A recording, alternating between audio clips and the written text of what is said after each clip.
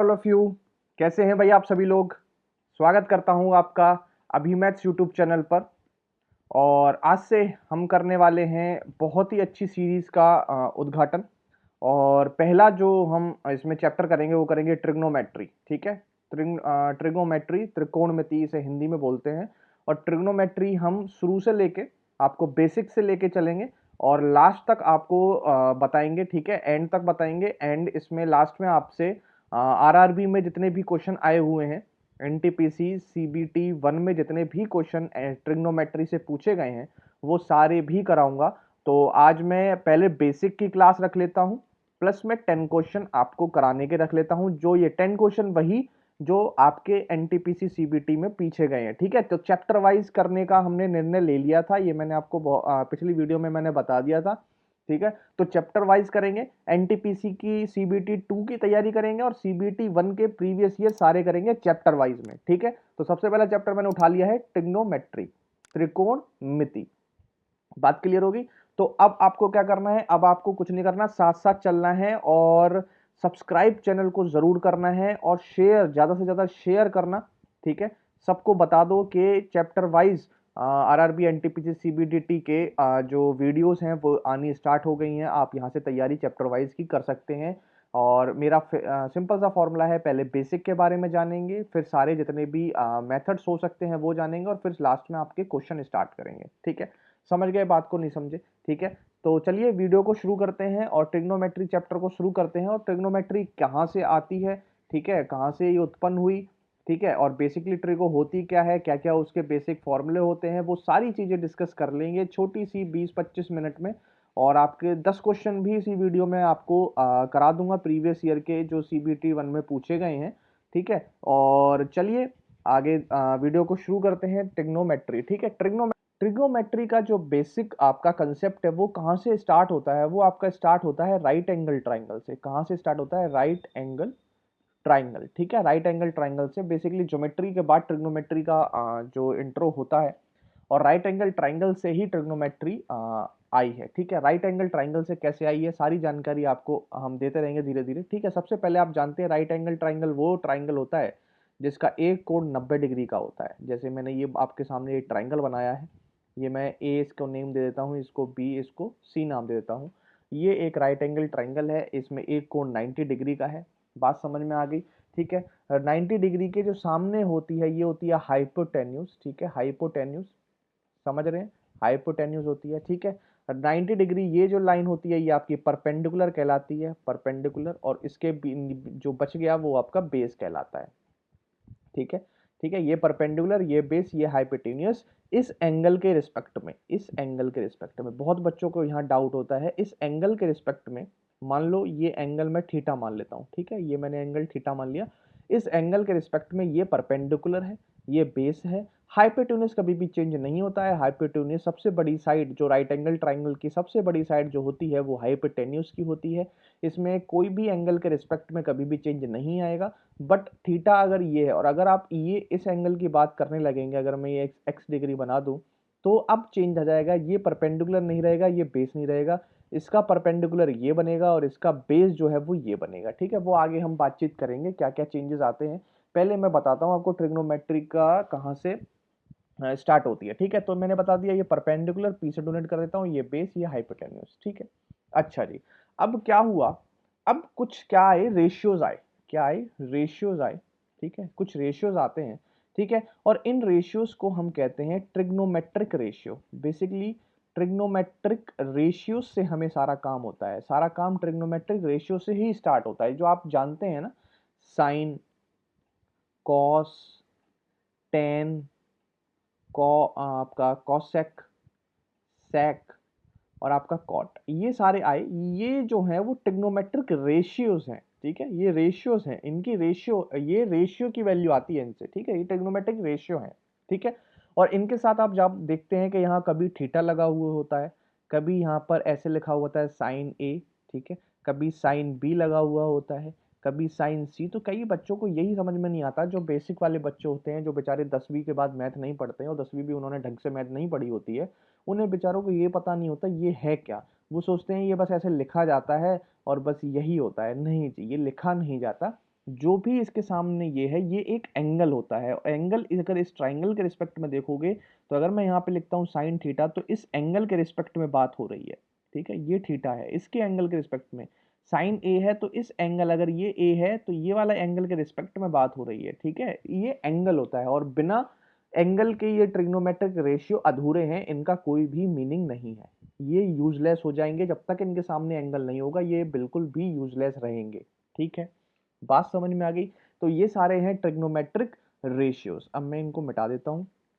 अब ये रेशियोज हैं तो इनकी वैल्यू होगी रेशियोज में, बिल्कुल वैल्यू होगी। तो साइन थीटा जो होता है वो होता है P डिवाइडेड बाई एच, ठीक है, परपेंडिकुलर अपॉन में हाइपोटेन्यूस, ठीक है। कॉस थीटा होता है base divided by H, base upon में हाइपोटेन्यूस, ठीक है। ये मैं थीटा लगा देता हूँ यहाँ। टेन थीटा जो होता है वो होता है आपका P अपॉन में B, परपेंडिकुलर अपॉन में बेस, ठीक है। उसके बाद आपका कोसेक थीटा जो होता है वो होता है H बटे P, H बटे P। सेक थीटा होता है आपका H बटे B, और कॉट थीटा होता है, यहाँ थीटा लगा देता हूँ क्योंकि ये अधूरे रह जाएंगे। कॉट थीटा होता है आपका B बटे P, ठीक है। ये सारे आपके ट्रिग्नोमेट्रिक रेशियोज हैं, ठीक है। ये ट्रिग्नोमेट्रिक रेशियो है और इन्हीं से ट्रिग्नोमेट्री का स्थापित हुई है, ठीक है। इन्हीं से ट्रिग्नोमेट्रिक स्थापित भी हुई है। ये है हमारे बेसिक, जो शुरुआत हुई है वो यहाँ से हुई थी। राइट एंगल ट्राइंगल से ट्रिग्नोमेट्रिक रेशियो बनाए गए, उन्हीं से हम ट्रिग्नोमेट्री का यूज करते हैं सब, ठीक है। बात समझ में आ गई नहीं आई, ठीक है। अच्छा जी, अब इनमें कई सारी चीजें आप अलग से निकाल देते हैं, ठीक है। क्या क्या चीजें निकाल देते हैं वो आप जानेंगे।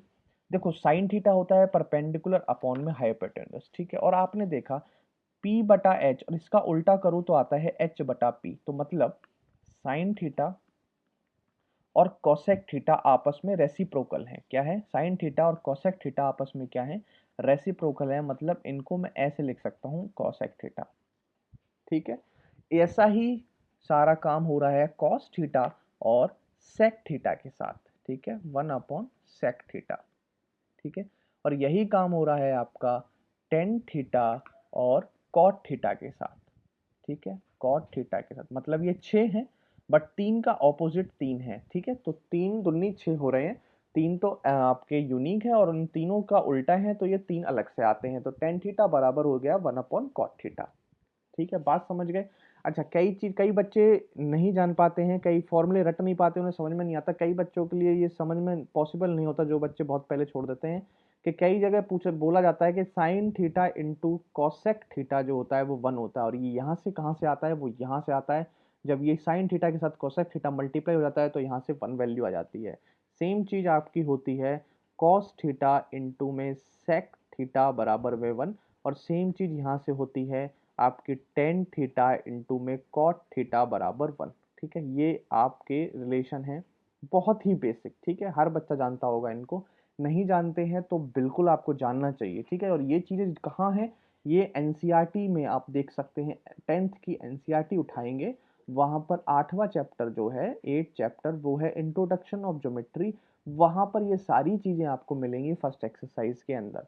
और मैं आपको दावे के साथ कह सकता हूं, अगर आप एनसीईआरटी 10th की एनसीईआरटी में इंट्रोडक्शन ऑफ ट्रिग्नोमेट्री की 4 एक्सरसाइज हैं, 4 में से 4 अगर आपने एक्सरसाइज कर ली तो आपको एसएससी लेवल तक की ट्रिग्नो में कभी भी दिक्कत नहीं आएगी। सिर्फ एक चैप्टर, ठीक है। जरूरी नहीं है मेरे साथ पढ़ें आप एनसीईआरटी खुद भी उठा के पढ़ सकते हैं। लेकिन आजकल जो डेट आ चुकी है वो ये आ चुकी है कि सर आप सारा चीज करा दो और हमें कोई दिक्कत ना हो, ठीक है। तो एनसीईआरटी से भी अगर आप 10th तक की एनसीईआरटी के सारे ट्रिग्नो के क्वेश्चन सवाल सॉल्व कर लेते हैं तो आपको कभी भी किसी में भी प्रॉब्लम नहीं होने वाली है, ठीक है।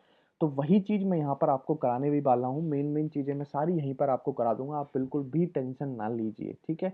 जो भी बच्चों को दिक्कत होगी ट्रिग्नोमेट्री में, अब दिक्कत नहीं होगी किसी भी तरीके की, ठीक है।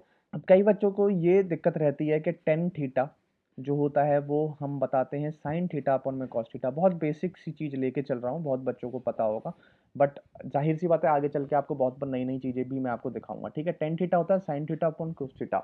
कैसे होता है ये? ठीक है, कैसे होता है ये मैं आपको बताता हूँ। टेन थीटा की अगर रेशियो होती है वो होती है P अपॉन बी, ठीक है। साइन थीटा का रेशियो आप जानते हैं P अपॉन एच, ठीक है। कॉस थीटा का आप रेशियो जानते हैं B बटे एच। मैंने यहाँ पे रख दिया, एच से एच कट जाएगा, बचेगा क्या? P बटा पी। देखो P बटा पी ही आ रहा है, ठीक है, तो मतलब ये रिलेशन आपका बिल्कुल ट्रू है। ठीक है, ऊपर नीचे कर दोगे तो बेटा ये कॉट थीटा हो जाएगा, इतना तो आप जानते ही हैं। ठीक है, अब इसमें कुछ बेसिक से फॉर्मूले हैं। ठीक है, क्या क्या बेसिक से फॉर्मूले हैं मैं आपको एक बार जल्दी से लिखा देता हूँ। Sine square theta plus cos square theta बराबर 1।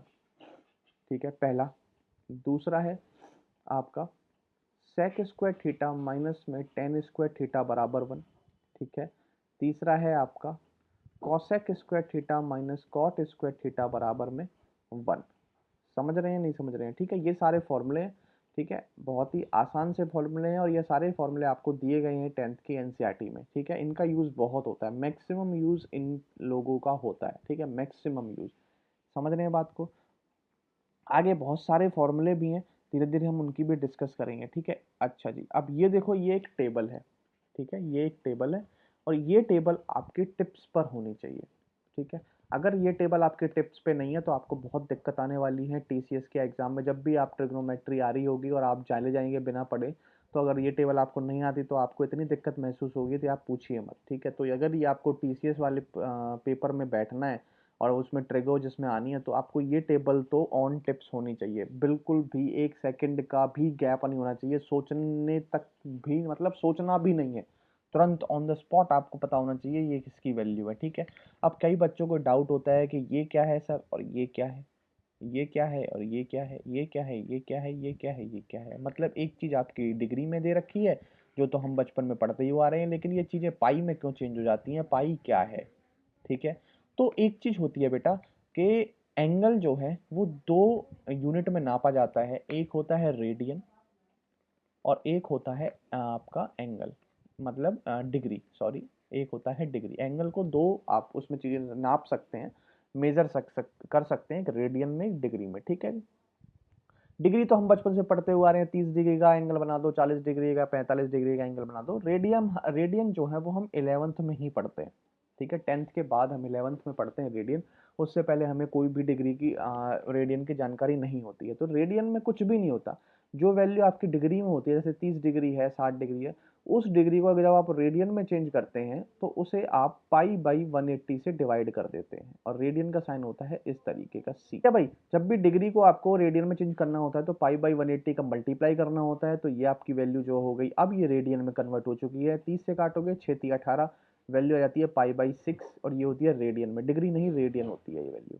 ठीक है, और रेडियन से अगर डिग्री में करना हो आपको, जैसे ये पाई बाई 6 है, इसको आपको डिग्री में करना हो तो 180 अपॉन पाई से मल्टीप्लाई कर दीजिए, आपका हो जाएगा पाई से पाई, ये वैल्यू आ जाएगी डिग्री में, और 6 से कटेगा ये 30 बार, तो ये हो जाएगा 30 डिग्री। बात समझ में आ गई? रेडियन टू डिग्री और डिग्री टू रेडियन। ठीक है, चीज़ें क्लियर हो गई नहीं हो गई? ठीक है, अब तो नहीं भूलेंगे रेडियन और डिग्री को कैसे कन्वर्ट करते हैं।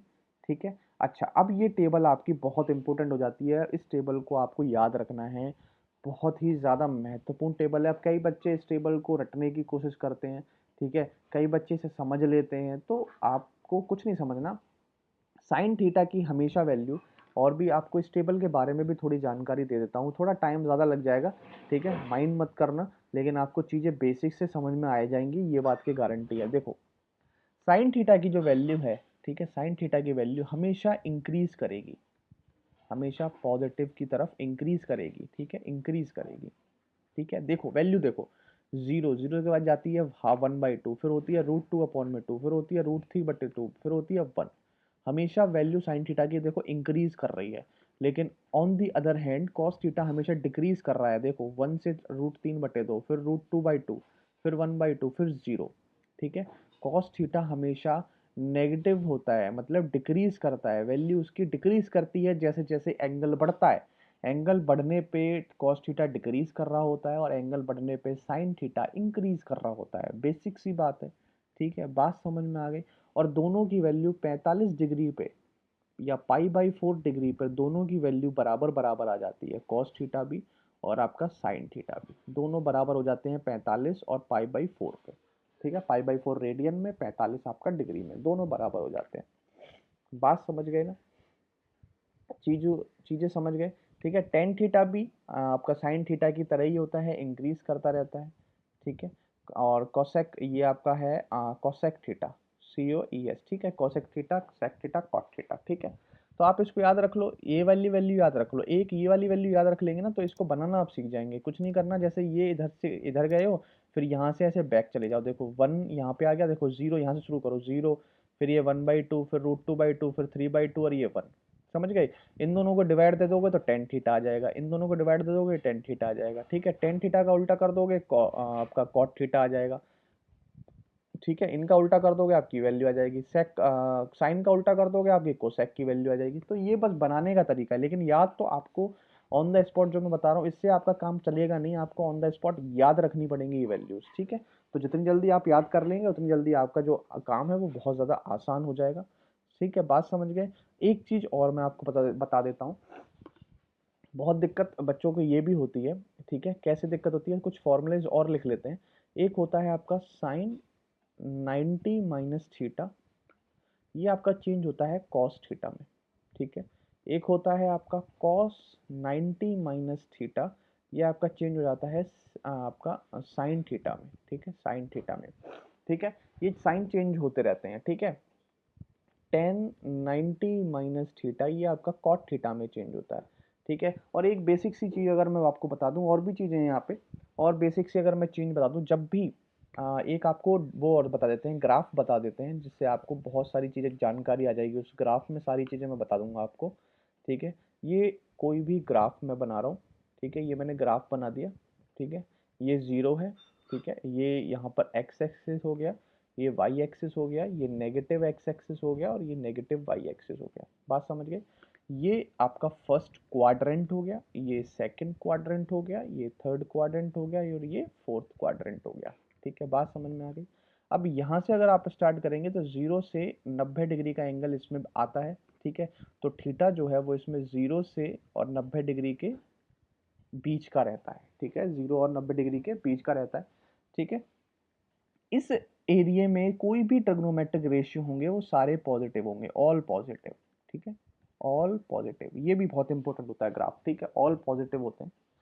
सेकंड क्वाड्रेंट में आपके साइन, और साइन का दोस्त कौन है, कॉसेक, ये पॉजिटिव होते हैं, बाकी सारे नेगेटिव होते हैं, ठीक है, all negative, but sine theta cosec theta is positive, ठीक है। थर्ड क्वाड्रेंट में आपके कॉट थीटा और इसका दोस्त टेन थीटा, ये दोनों पॉजिटिव होते हैं, बाकी सारे नेगेटिव होते हैं। और फोर्थ में आपका क्या बच गया, कॉस थीटा बच गया और आपका सेक थीटा बच गया, ये पॉजिटिव होते हैं, बाकी सारे नेगेटिव होते हैं, ठीक है। इसका मतलब है कभी वैल्यू अगर आ जाती है ना 10 270 या 10 240, तो वो आपको दिखनी होती है, वो वैल्यू पॉजिटिव में आती है या वो वैल्यू नेगेटिव में आती है। अब फर्स्ट क्वाड्रेंट में 0 से 90 के बीच में अगर वैल्यू रहती है, दूसरे क्वाड्रेंट में 90 से 180 के बीच में वैल्यू रहेगी, ठीक है। और इसमें 180 से 270 के बीच में वैल्यू रहेगी, और इसमें 270 जो है 270 से थीटा की 360 डिग्री तक वैल्यू रहेगी, समझ रहे हैं। तो इस हिसाब से ये सारी चीज़ें आपको पता होनी चाहिए, और ये ही मेन है बेसिकली, ठीक है, ये मेन होता है। और एक चीज़ मैं आपको और बता देता हूँ, जैसे मैंने यहाँ लिखा कॉस 90 माइनस थीटा बराबर में साइन थीटा, ठीक है, लिख दिया। अगर मैं ऐसे लिखूँ कॉस 180 माइनस थीटा, तो कई बच्चे यहाँ पे दोबारा साइन थीटा लिख देंगे, नहीं, ये भी चीज़ हो जाएगी गलत, ये हो जाएगी आपकी गलत, ठीक है, ये बिल्कुल गलत हो जाएगा। मतलब कॉस का साइन में, साइन का कॉस में, टेन का कॉट में, कॉट का टेन में, ये कभी चेंज होता है जब आपका 90 माइनस कुछ हो रहा हो, या प्लस हो रहा हो, या 270 प्लस माइनस थीटा हो रहा हो, ठीक है। अगर आपका 180 प्लस माइनस थीटा हो रहा है, या 0 प्लस माइनस कुछ हो रहा है, मतलब 180 प्लस माइनस हो रहा है, या 360 प्लस माइनस थीटा हो रहा है, तो आपका कुछ भी चेंज नहीं होता। कॉस 180 माइनस थीटा, देखो कैसे चेक करते हैं, कॉस 180 माइनस थीटा मतलब 180 डिग्री में थोड़ा सा माइनस हो रहा है, देखो 180 डिग्री, 180 डिग्री आपका इस क्वाड्रेंट में, इसमें माइनस करोगे, मतलब इस क्वाड्रेंट में कुछ भी माइनस करोगे तो आप इस क्वाड्रेंट में पहुंचोगे। इस क्वाड्रेंट में साइन और कॉस पॉजिटिव, कॉसेक पॉजिटिव है, कॉस तो नेगेटिव है, तो यहाँ पे वैल्यू आ जाएगी माइनस कॉस थीटा, ठीक है। बात समझ रहे हैं ना, ठीक है। अब सारी चीज़ें आपको यहाँ पर क्लियर हो रही होंगी, ये सारी चीज़ें आपको एनसीईआरटी में दी गई हैं, ठीक है, एनसीईआरटी में, ठीक है। मैं बता भी रहा हूँ कौन सा सोर्स है, एनसीईआरटी सोर्स है इसका, और कुछ भी नहीं है, ठीक है। तो ये था आपका ट्रिग्नोमेट्री का बेसिक, ठीक है। अगर पसंद आया तो लाइक का बटन ज़रूर दबा देना, ठीक है, और चैनल को सब्सक्राइब करना मत भूलना, और ज़्यादा से ज़्यादा शेयर ज़रूर करना, ठीक है भाइयों। तो ये आपका टोटल बेसिक है। मेरे ख्याल से मैं कुछ और भूल नहीं रहा हूँ। कुछ वैसी मेथड्स वगैरह हैं जो मैं आपको क्वेश्चन के दौरान भी सारे बता दूंगा, ठीक है। और जितना भी बेसिक था हर चीज़ मैं आपको बता चुका हूँ, ठीक है। तो और अब हम सीधे सीधे क्वेश्चन करने लगते हैं, ठीक है। क्वेश्चन फर्स्ट आप अपनी स्क्रीन पर देख सकते हैं। ये क्वेश्चन आपका आरआरबी एनटीपीसी सीबीटी, अब जितने भी मैं आपको क्वेश्चन कराऊंगा, ठीक है, बहुत सारे सेट भी लेके आऊंगा, क्योंकि 3-3 4-4 सेट सारे करा दूंगा, क्योंकि बहुत सेट हैं तो मुझे निकालने पड़ेंगे ट्रिगो के क्वेश्चन। तो एक एक करके सेट निकालूंगा ट्रिगो के, और सारे सेट जितने भी क्वेश्चन आपके सेट में आए हैं ट्रिगो के, सारे निकाल के आपको एक बार में टोटल कितने भी सेट बनेंगे वो सारे करा दूंगा। फिर अगला चैप्टर उठाएंगे, बेसिक करेंगे, फिर सारे क्वेश्चन करा देंगे, समझ रहे हैं। तो अब इसमें आज आपके साथ 10 क्वेश्चन कर देते हैं, ठीक है। अगली में और 20 क्वेश्चन कर लेंगे, क्योंकि टाइम आगे हमने इसमें दे दिया ना आपको थोड़ा बेसिक बताने में, ठीक है ना। तो चलिए आपकी स्क्रीन पर पहला क्वेश्चन है, आप खुद करने की ट्राई करें, ठीक है। और ये क्वेश्चन आपको अगर आपके पास एनसीईआरटी है घर में 10th क्लास की, तो आप एनसीईआरटी खोल के देखना, 8 चैप्टर को खोल के देखना। 8 चैप्टर में आपका 8.1 में ही या 8.2 में ये लास्ट क्वेश्चन है। सीधा मुझे लास्ट क्वेश्चन है, मुझे पता है, मुझे इसलिए पता है क्योंकि मैं लास्ट 5 साल से, ठीक है, मुझे 5 साल हो गए हैं, 5 ईयर हो गए हैं, और मैं 10th to 12th को ट्यूशन देता हूँ मैथ्स का, मुझे इसलिए पता है, ठीक है। इस वजह से मुझे सारी चीज़ें नॉलेज हैं कि कौन सा कहाँ पर क्वेश्चन है। इसलिए मैं कई बार देखता हूँ कि एसएससी में, एनटीपीसी में सारे क्वेश्चन एनसीईआरटी से पूछे जाते हैं। तो अगर आप कोई भी बुक प्रेफर करने की कोशिश नहीं कर रहे हैं या नहीं कर पाए हैं, आप एनसीईआरटी भी ढंग से पढ़ लेंगे तो आपका उसमें काम चल जाएगा, ठीक है। कोई भी आपको बुक प्रेफर करने की भी ज़रूरत नहीं पड़ पाती, ठीक है। तो चलिए पहला क्वेश्चन बिल्कुल भी देरी ना करते हुए आप देखेंगे कि अगर साइन एंगल, अब ये एंगल है a माइनस बी बराबर 1/2 है, कॉस a प्लस बी बराबर 1/2 है, और a प्लस बी देखो एंगल 0 से लेके 90 के बराबर भी हो सकता है, 90 के लेस भी हो सकता है, और a हमेशा बड़ा रहेगा b से। तो बताइए a और b की वैल्यू क्या है, a और b की वैल्यू क्या है। उसने बोला a b से हमेशा बराबर रहेगा। जैसे आपने देखा a b से हमेशा बराबर होगा, तो एक बार आपकी नज़र ऑप्शन में जानी चाहिए। अगर आपको ऑप्शन एलिमिनेट करने का प्रोसेस लगा रहे हैं, क्योंकि क्या पता आपको एक ऑप्शन ऐसा भी दे रखा हो 15 और 35, जो देखते ही गलत हो जाए। वैसे यहाँ पर नहीं है, यहाँ पर सारे a बड़े हैं b छोटे हैं, क्या पता एक 15 हो एक 35 हो, ठीक है। तो उस ऑप्शन को आपको चेक ही नहीं करना, आप खत्म करते हैं उस ऑप्शन को तुरंत के तुरंत, ठीक है ना। तो देखो इस क्वेश्चन को बेसिक से किस तरीके से करेंगे। आपको कुछ नहीं करना, जैसे आपने ये लिखा है साइन, ठीक है, साइन ए माइनस बी, और 1/2 लिखा है ना, 1/2 साइन के कौन से एंगल में वैल्यू आती है, ये वैल्यू आती है साइन 30 डिग्री में, इतना याद होना चाहिए आपको, ठीक है। अब यहाँ भी साइन है, यहाँ भी साइन है, और ये एंगल आपका इक्वल इक्वल रखेंगे, तो a माइनस बी की वैल्यू आपकी यहाँ से 30 डिग्री आएगी, ठीक है। सेम टू सेम कॉस के साथ अगर आप ऐसे चलेंगे तो 1/2 कॉस में होता है 60 डिग्री पे, और यहाँ से इक्वेशन की वैल्यू आएगी a प्लस बी बराबर 60 डिग्री, ठीक है। अब यहाँ से एलिमिनेशन लगाऊंगा, ऐड कर दूंगा, b से b खत्म, ये हो जाएगा 2a, और यहाँ पे 60 और 3 90, और a की वैल्यू यहाँ से कितनी आ जाती है 45 आ जाती है। और ऑप्शन में a, अब b निकालने की जरूरत नहीं है आपको, या b देखने की जरूरत नहीं है, a कहाँ पे 45 है, a यहीं पर 45 है, यही आपका ऑप्शन है, ठीक है। समझ गए बात को, समझे नहीं समझे। अच्छा जी, अच्छा एक चीज और, अगर आपको ये वाला मेथड भी नहीं करना, आप कहें कि नहीं मुझे तो ये मेथड ही नहीं करना, आप बताओ आप कैसे करूंगा इस क्वेश्चन को। देखो आप कैसे करोगे, मुझे बताओ। कभी भी एग्जाम जो होते हैं ये वो इतने टफ नहीं होते, मतलब जो वैल्यू आपको पता होती है वहीं से एग्जामिनर को भी वैल्यू पता होती है, ठीक है।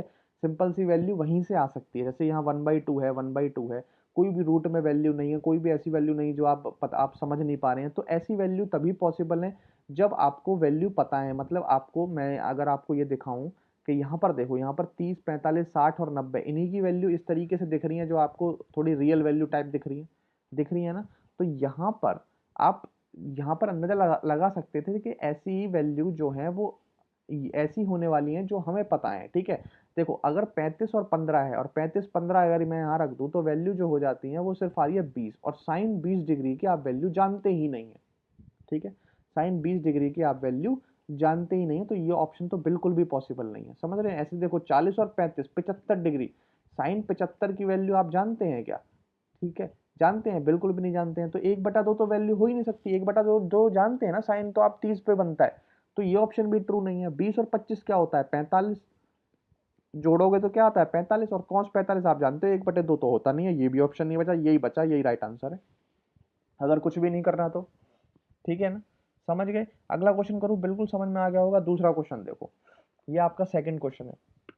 Find the value of cot 19 bracket cot 71 into cos square theta plus 1/10 71 and sec square 69। ठीक है, देखो बहुत ही बढ़िया क्वेश्चन, और इस तरीके का क्वेश्चन जो है वो आपको एनसीईआरटी की 8.4 एक्सरसाइज में मिल जाएगा, same to same.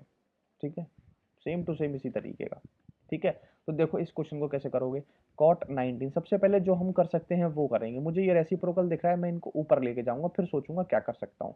cot 71 cos square 21, ठीक है, प्लस में 1/10 71, 1/10 71 को सीधा लिखूंगा तो cot 71 बनेगा। मैंने आपको बताया 10 और cot आपस में रेसिप्रोकल होते हैं। और sec स्क्वायर ऊपर लेके जाऊंगा, बनेगा cos स्क्वायर 69। दिख गया। अब आपको इसमें वैल्यू सेम दिख रही है, एक cot 71 यहाँ पर भी दिख रहा है, एक cot 71 आपको यहाँ पर भी दिख रहा है।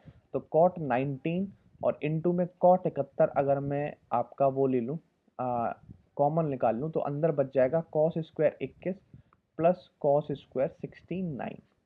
बन गया, बन गई बात। अब आपको देखना होता है जब भी ऐसी value cos square a plus cos square b 1 होते हैं, अगर a प्लस बी 90 हो जाए, अगर a प्लस बी 90 हो जाए और cos square a plus cos square b है, तो इन दोनों का मान जो होता है वो 1 हो जाता है। ठीक है, ये कैसे हो जाता है, कई बच्चों का ये डाउट है, ये कैसे हो जाएगा, तो मैं आपको बताता हूँ। अभी मैंने आपको बताया cos 90 माइनस थीटा आपका होता है sine theta, cos 90 minus theta होता है साइन थीटा। तो cos स्क्वायर 90 माइनस थीटा भी क्या हो जाएगा, साइन स्क्वायर थीटा हो जाएगा। समझ रहे हैं बात को। अच्छा जी, अगर मैं यहाँ पे देखूँ cos स्क्वायर 21 लिखा हुआ है, इसको मैं लिख सकता हूँ cos square 90 minus 69, cos square 90 minus 69। और ये मैंने बताया साइन थीटा होता है, थीटा की जगह वैल्यू क्या है 69, तो ये हो जाएगा साइन स्क्वायर 69। और ये मैं आपको पहले ही बता चुका हूँ कि साइन स्क्वायर ए प्लस कॉस स्क्वायर ए बराबर में 1 होता है। तो साइन स्क्वायर 69 और कॉस स्क्वायर 69 ये कितना हो जाएगा, 1 हो जाएगा। तो ये पूरी वैल्यू कितनी हो गई, 1 हो गई। खत्म, समझ गए, हो गई 1। ठीक है, मैंने ये भी मिटा दिया, ये पूरी वैल्यू क्या हो गई, 1 हो गई भाई। ठीक है, ये खत्म, खत्म हो गया, कितनी होगी, 1 होगी। अब बचा क्या, cot 19 और cot 71। ठीक है, cot 19 cot 71, मैंने ये भी बताया कि आपको tan 90 माइनस थीटा कितना होता है, cot थीटा होता है। अगर cot 19 लिखा हुआ है तो ये ऐसे भी तो सकता है tan 71 बराबर में cot 19। ठीक है, या आप ऐसे भी कह सकते हैं कि tan a into cot b बराबर होता है 1 इफ a प्लस बी बराबर 90। ठीक है, जो भी आपको अच्छा लगे, जो भी मेथड आपको समझ में आए। ठीक है, अब यहाँ पर देखो 71 और 19 भी मिलकर कितना बना रहे हैं, 90 बना रहे हैं, बना रहे हैं ना 90। तो a प्लस बी 90 हो रहा है, cot 71 cot 19, तो ये वैल्यू भी क्या हो जाएगी, 1 हो जाएगी, और सब कुछ कैंसिल होकर उत्तर क्या आ जाएगा, 1 1 ही इस क्वेश्चन का क्या है, राइट आंसर है। तो दूसरा क्वेश्चन इस लेवल का था, देखते ही आपको 1 हो जाना था, सिंपल सा फॉर्मूला था, कुछ भी नहीं था ज़्यादा से ज़्यादा। तो बेसिक वगैरह सारी चीज़ें बता के चल रहा हूँ, अब आपको कहीं पर भी दिक्कत नहीं आएगी। और ये रहा आपके सामने तीसरा क्वेश्चन। तीसरा क्वेश्चन देखो, if 1 plus 10 A and 1 plus 10 B बराबर 2, तो what is the value of 10 A plus B. 10 A plus B की वैल्यू क्या है, अगर 1 प्लस 10 ए और 1 प्लस 10 बी 2 है, तो 10 ए प्लस बी की वैल्यू क्या है। ठीक है, 10 ए प्लस बी की वैल्यू देखो। अब ये क्वेश्चन आप बेसिक से भी बना सकते हैं। ठीक है, और बेसिक से जल्दी अब आप बनाएंगे ऑर्थोडॉक्स मेथड से, ऑर्थोडॉक्स मेथड से, क्योंकि आपको जल्दी बनाने हैं क्वेश्चन। और ऑर्थोडॉक्स मेथड क्या है कि जब भी आपको दो वेरिएबल एक इक्वेशन में दिख गए, ठीक है, जब भी दो वेरिएबल आपको एक इक्वेशन में दिख गए, जैसे मुझे ए भी दिख रहा है यहाँ पे और बी भी दिख रहा है, और मैं जबकि ना ए को जानता हूँ ना बी को जानता हूँ, तो इन दोनों में से किसी एक को आप जीरो मान सकते हैं, ऐसा कुछ भी मान सकते हैं उसका। ठीक है, तो जितना आसान मानेंगे उतना फायदा, जीरो माने तो और भी फायदा। ठीक है, कितनी क्या मान सकते हैं, जीरो मान सकते हैं। ठीक है, समझ गए। अच्छा, जीरो पे आपको पता होना चाहिए कि टेन जीरो की वैल्यू होती क्या है। टेन जीरो की वैल्यू जीरो होती है, अनडिफाइन नहीं होनी चाहिए उसकी वैल्यू। ठीक है, 90 मत मान लेना, 90 मान लोगे तो वैल्यू अनडिफाइन हो जाती है। ऐसी वैल्यू माननी है जिसकी वैल्यू आपको अनडिफाइन ना हो, मतलब जीरो है तो यहाँ पर अनडिफाइन तो बिल्कुल भी नहीं है। तो अब आप कोई भी वैल्यू, मैं बी को जीरो मान लेता हूँ, बी जो एंगल है वो जीरो है। ठीक है, बी एंगल क्या है, जीरो है। अगर बी एंगल जीरो, तो टेन जीरो क्या होता है, जीरो, और वन प्लस है तो वन इंटू वन यही रह जाएगा, और वन प्लस टेन ए बराबर हो गया 2, और 1 इसमें माइनस होके a की वैल्यू आ जाती है 45, ठीक है। और ये इसमें पुट करोगे तो 10 45 प्लस 0, तो 10 45 कितना होता है 1, एक ही इस क्वेश्चन का क्या है राइट आंसर है। तो ये हो गया क्वेश्चन बहुत ही आसान तरीके से, ठीक है। समझ में आ रही होंगी चीज़ें। अगर आपको वीडियो बहुत अच्छी लग रही है, थोड़ी बहुत अच्छी लग रही है, जो भी आपके सुझाव हैं तो वो मुझे कमेंट में ज़रूर बताएं, ठीक है। और अगर कुछ भी सुधार करने की ज़रूरत होगी तो मैं आपकी बातों पे ज़रूर अमल करूंगा और उन चीज़ों को सुधार करने की कोशिश अवश्य करेंगे, ठीक है। फोर्थ क्वेश्चन देख लें, ठीक है। और जिन बच्चों की शिकायत है कि हिंदी में अंग्रेजी में, तो ट्रिगो ना हिंदी में होती है ना अंग्रेजी में। ट्रिगो चाहे हिंदी में देख लो तो भी ऐसी दिखेगी, अंग्रेजी में देखोगे तो भी ऐसी दिखाएगी, ठीक है। तो बिल्कुल भी ये चीज़ें छोड़ दो कि हिंदी और अंग्रेजी, ठीक है। ट्रिगो इसी चीज़ में जो दिख रही है ऐसी ही दिखती है आपको, ठीक है। अब ये देखो सिंपल सी वैल्यू के ऊपर सवाल है, कुछ भी नहीं है, ठीक है। तो अब आपको वैल्यू याद होनी चाहिए, 10 45 1, 10 30 1/2 1/√3, सॉरी। और ये होता है 1 प्लस 1 इंटू 1/√3, ठीक है। इसे सॉल्व करेंगे, एलसीएम लेंगे, ऊपर करेंगे तो √3 माइनस 1/√3, और नीचे रह जाएगा √3 प्लस 1/में √3। √3 से √3 कैंसिल आउट, वैल्यू आपकी आ जाती है √3 माइनस अपॉन में √3 प्लस 1। अब ये आप ऑप्शन में देखते हैं और दूर दूर तक आपको ऑप्शन में कहीं पर भी दिखता नहीं है, ठीक है। कहीं आपको दिखा, बिल्कुल भी नहीं दिखा। अब आप क्या करेंगे, अब मतलब इसका मतलब है कि जो आंसर वाले ने क्या करा है, इसका रेशनलाइजेशन कर दिया है। और रेशनलाइजेशन में मैंने आपको बता दिया है कि जो साइन प्लस का है उसमें माइनस का मल्टीप्लाई कर दो, तो √3 माइनस 1 इंटू में √3 माइनस 1। अब यहाँ हो गया a प्लस बी, यहाँ हो गया a माइनस बी, तो a square minus B square, तो 3 में से एक गया, क्या आएगा 2, यहाँ पर बचेगा 2।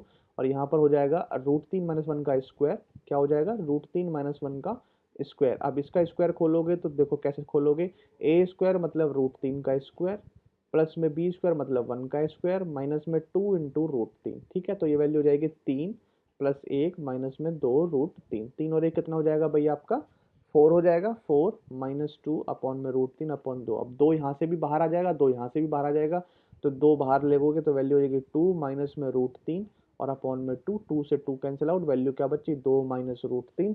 और ऑप्शन में भी क्या है 2 माइनस √3 आपका आंसर है, ठीक है। समझ गए। तो इस क्वेश्चन में तो आपको कुछ भी नहीं थी, आपको वैल्यू पता होनी चाहिए थी, और आपको सिंप्लीफिकेशन टाइप क्वेश्चन था, कुछ भी नहीं था। आगे चलेंगे क्वेश्चन नंबर आपका फिफ्थ। इसमें भी आपकी वैल्यू, आपको वैल्यू पता होनी चाहिए, वैल्यू पता करके आप सीधा सीधा क्वेश्चन खत्म कर सकते हैं। इसमें भी ऐसा भी कुछ नहीं है जो आप ना कर पाए, ठीक है। अब ये आपकी सिंप्लीफिकेशन पे डिपेंड करता है कि कितनी जल्दी आप इस क्वेश्चन को सॉल्व कर सकते हैं, कितनी जल्दी नहीं कर सकते। समझ गए। देखो साइन 45 है, साइन 45 होता है 1/√2, सेक 45 होता है √2, टेन 45 होता है 1, √2 खत्म, ये 1 ही रह गया प्लस में। कॉट 60 होता है 1/2, साइन 30 होता है 1/2, साइन 90 होता है 1, ठीक है। माइनस में ये हो जाएगा 4 इंटू 1/2 कॉस 60, ठीक है। तो 1/2, 1/2 कितना हो गया 1 प्लस 1/4, और माइनस में वैल्यू कितनी हो जाएगी 2। अब 1 और -2 वैल्यू हो जाएगी -1 प्लस 1/4। अब इसका एलसीएम ले लो भाई, तो हो जाएगा -3/4 ऑप्शन, -3/4 ऑप्शन ढूंढो, ये रहा आपका उत्तर है। समझ गए। तो ये आपके 5 क्वेश्चन हो गए। अगला question 6 question, theta is an acute angle. Theta एक एक्यूट एंगल है। एक्यूट एंगल का मतलब होता है 0 से थीटा 90 डिग्री के बीच में, ठीक है, छोटा हमेशा।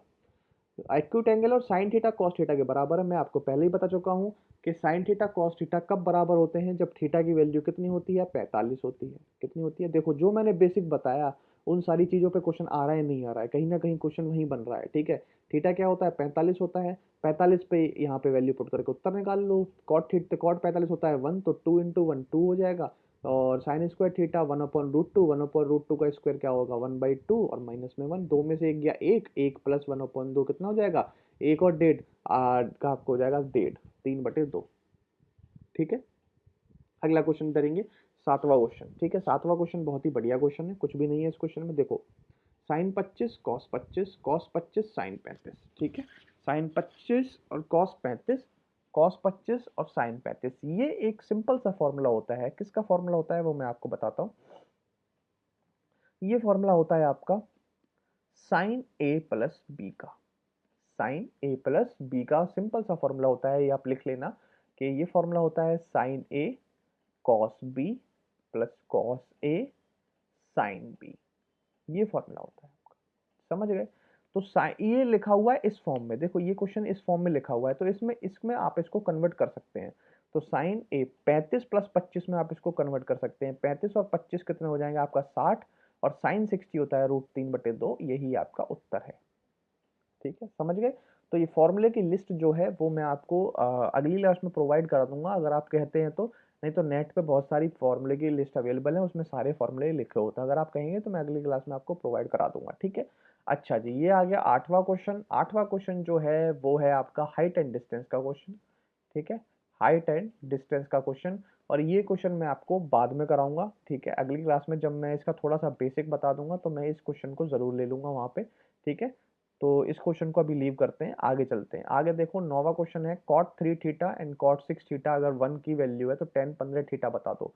मैंने आपको ये बताया है अभी पीछे, मैंने आपको दूसरी तीसरे क्वेश्चन में जब बताया था कि ये वैल्यू 1 कब होंगी, जब ये, जैसे अभी मैंने आपको बताया था ना, ये cot 19 था और cot 71 था और हमने इसको 1 कर दिया था, किया था ना मैंने, कब बताया था, ये जो एंगल अगर 90 डिग्री हो जाते हैं प्लस करके तो वैल्यू 1 हो जाती है। अगर ये वैल्यू 1 दे रखी है तो ये जो थीटा के साथ है ये वैल्यू 90 डिग्री बना रही होंगी, ये जो एंगल है।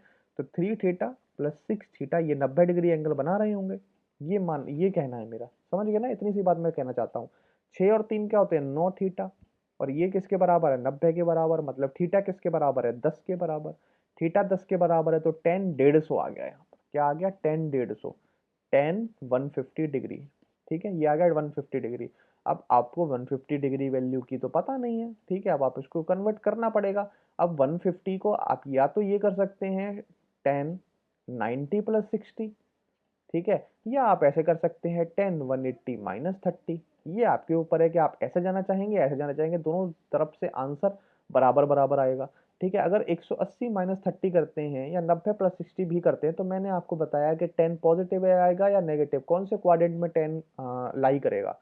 ठीक है, 150 कौन से क्वाड्रेंट में लाई करेगा। अब मैं जा रहा हूँ देखो पीछे, और जहां पर मैंने आपको ग्राफ आपको डिस्कस किया था, देखो यहाँ पर 0 से 90 के बीच में, 90 से 120 के बीच में, मतलब अगर 150 डिग्री है तो इस क्वाड्रेंट में लाई करना चाहिए 150 डिग्री, 150 डिग्री करेगा ना इस क्वाड्रेंट में लाई।